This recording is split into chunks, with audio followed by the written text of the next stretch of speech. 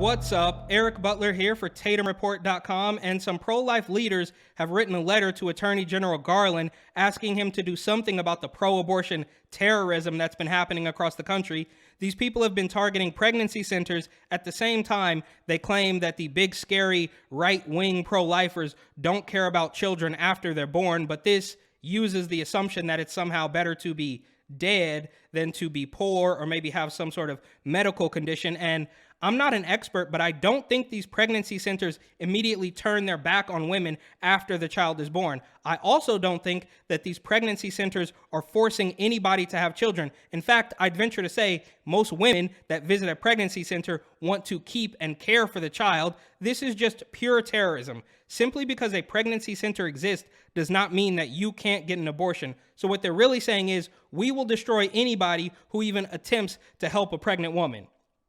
The article says, a group of pro-life organizations has urged Attorney General Merrick Garland to take action to stop the surge of pro-abortion terrorism and intimidation.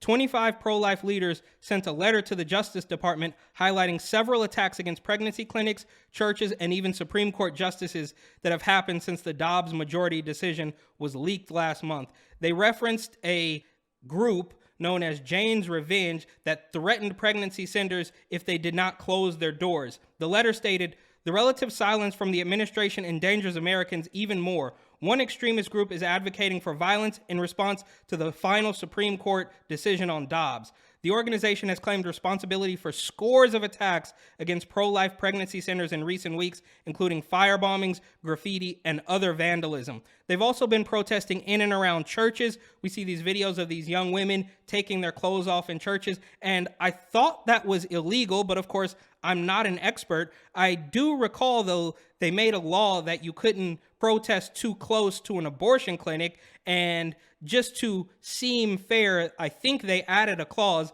that you couldn't protest too close to a church, but I'm not an expert. Go ahead and fact check me on that. Anyways, these protesters, these terrorists actually continue to get away with it. They do whatever it is they want in this two-tier justice system that we're living in. But these people are angry at pregnancy centers and they're protesting around churches, even though those aren't the people they should technically be mad at. They didn't make the laws. They're not Supreme Court justices, but of course they also target the Supreme Court justices. So I guess this is, I guess they get, half a percentage of 1 point for at least targeting the right people, even though it's completely out of line and they will rarely ever face consequences. I mean, you literally have to be caught with multiple weapons, burglary tools, and admit to trying to assassinate a Supreme Court justice before they start to take it even remotely seriously. And of course, this has absolutely nothing to do with having a right to choose,